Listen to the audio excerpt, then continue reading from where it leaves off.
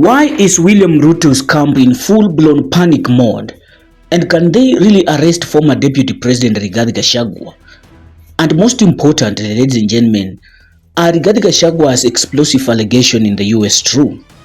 From accusations of armed deals with the militia to claims of gold for guns transaction, this political storm has just turned into a national security earthquake.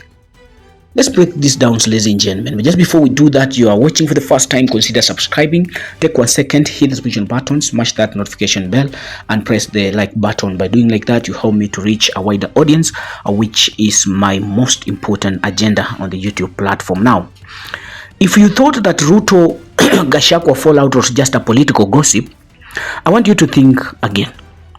We are now talking about allegations that could topple political careers in this country and also shake the international relationship between Kenya and the US and other nations that work together with the US, and even invite sanctions from foreign powers. Ladies and gentlemen, the Americans have just heard the cry of the Kenyan people and they are raising issues. William Ruto, aka Kasongo, please. The Americans want to have an investigation to unearth your business dealings with Hemeti of RSF in Sudan, where you are doing gold business, and in reciprocity supplying arms to the terrorist group to kill women and children in Sudan. You cannot run away with it because we have the evidence.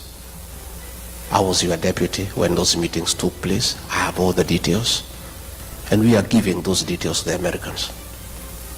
And we are right here in America.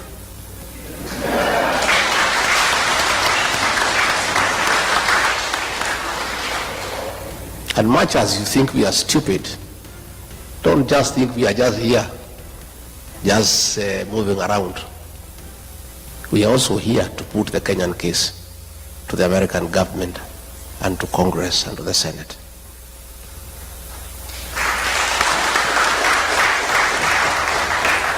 William Ruto, you need to know, the Americans want to know why you are working with Al-Shabaab.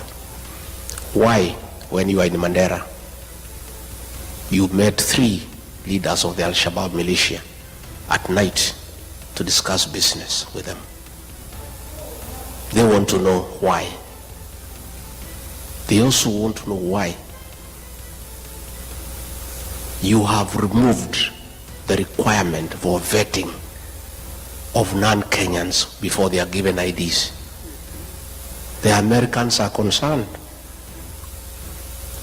that suspected terrorists will be registered as Kenyans, and they will find their way to America and the rest of the world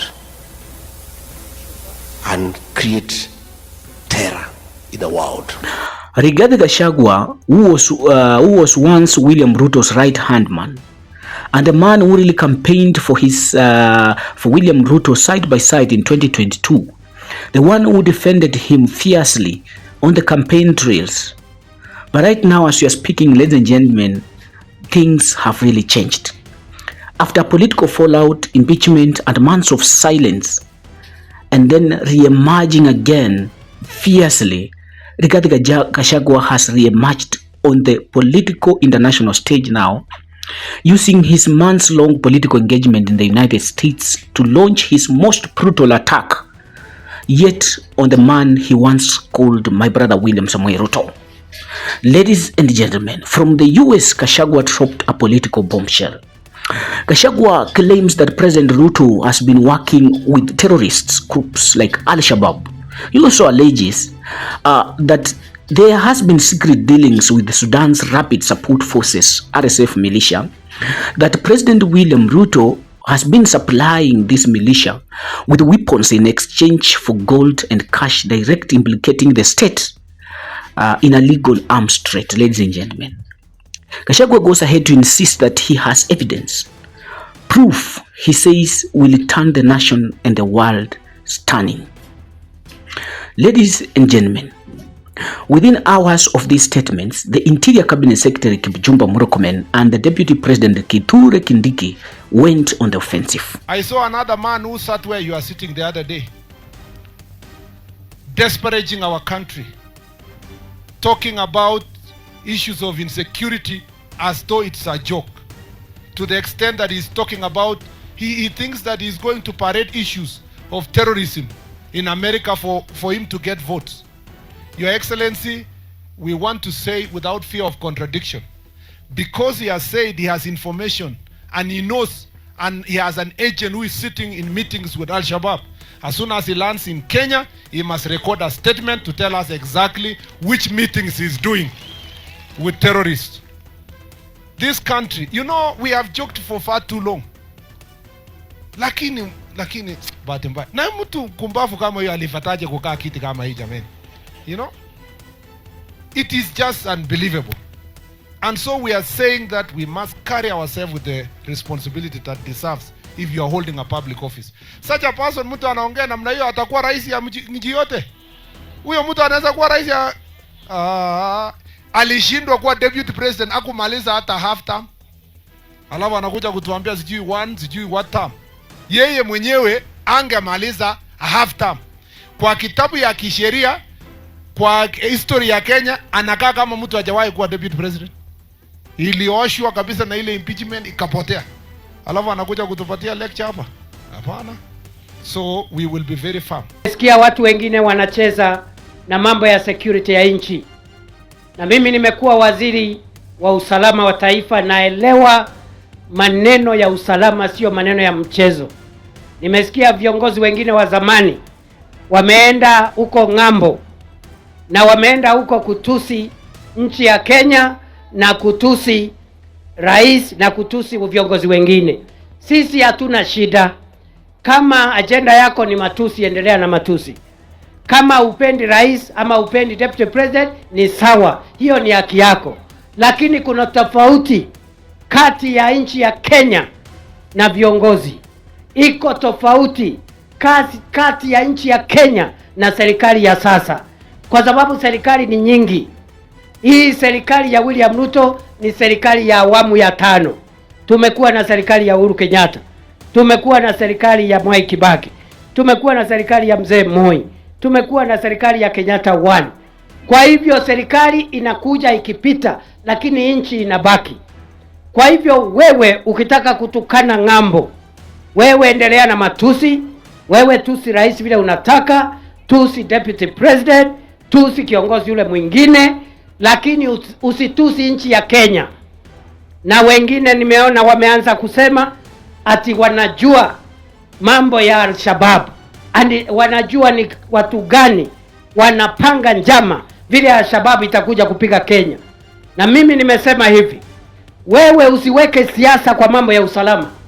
Al-Shabaab sio mambo ya kucheka. Ni kama hao majangili wameumiza watu wetu hapa siku mingi. That is not a joking matter. Na kama wewe uko na taarifa, unajua Al-Shabaab anakutana na nani na Al-Shabaab ako na plan gani, ukirudi kutoka ng'ambo uende uandikishe statement, ndio tutafutane na Al-Shabaab tuwakamate kabla hawajaumiza nchi yetu. Their warning was crystal clear. The moment Gachagua lands back in Kenya, he will be arrested to record a statement on what he knows between the government dealing with Al-Shabaab and RSF militia in Sudan. This, ladies and gentlemen, has sparked outrage, confusion, and even fear among political watchers, because the speed with which the threat was made, it looks like someone is trying to silence him before his story spreads, ladies and gentlemen.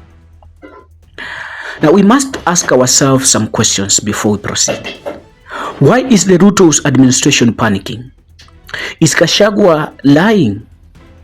If he's lying, why not simply just sue him for defamation and present Gachagua to court for him to counter with evidence?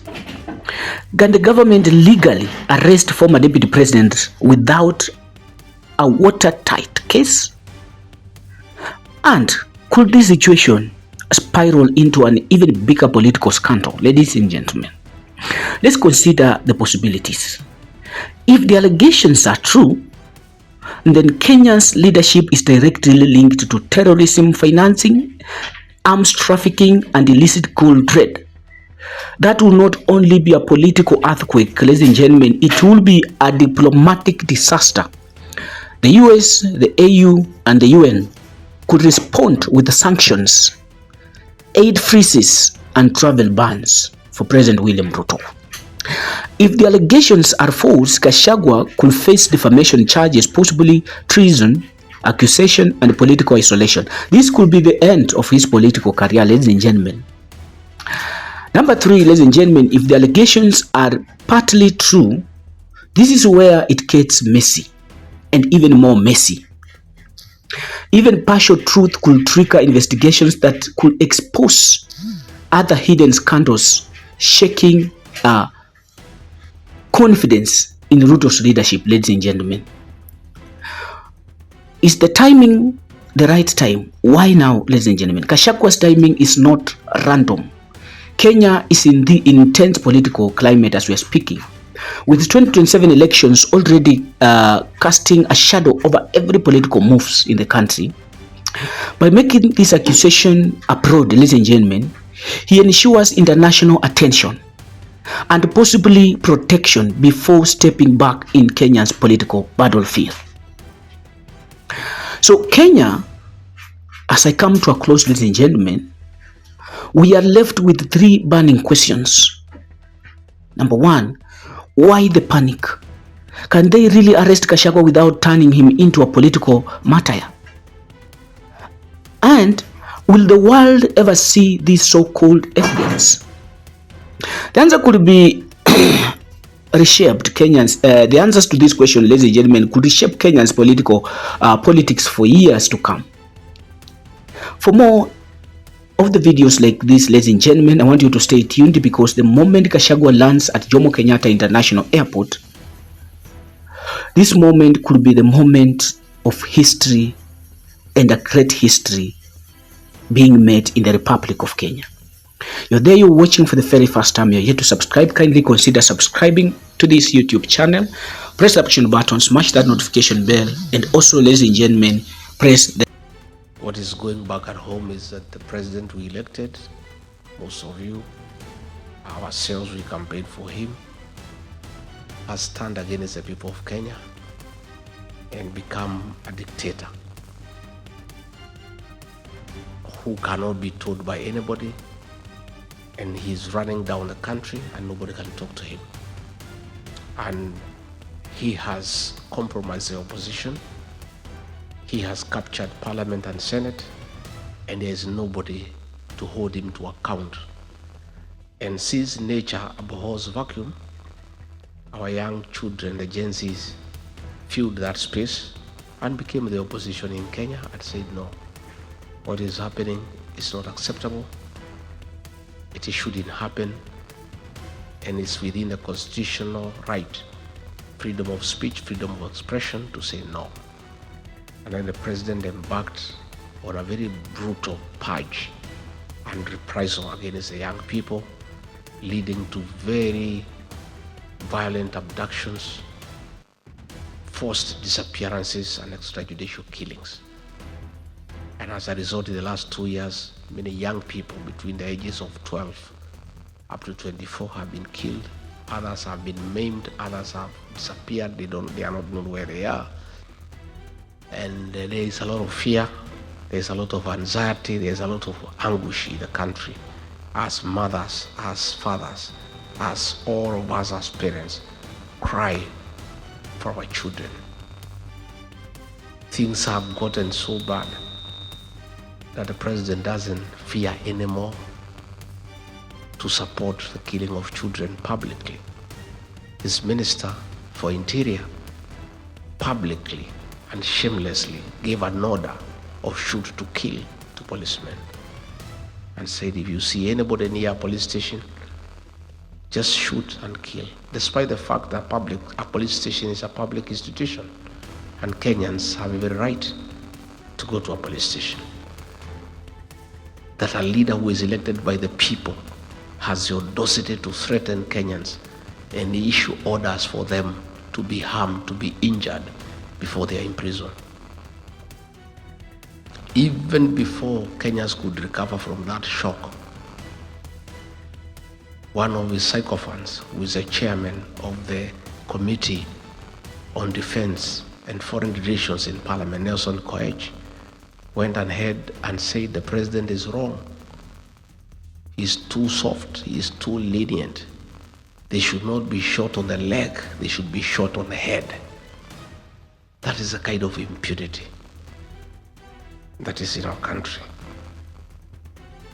And when a lot of pressure came from here in the States the other day, because the chairman of the Foreign Relations Committee in the Senate here in the US brought a bill to review the relationship of the US and Kenya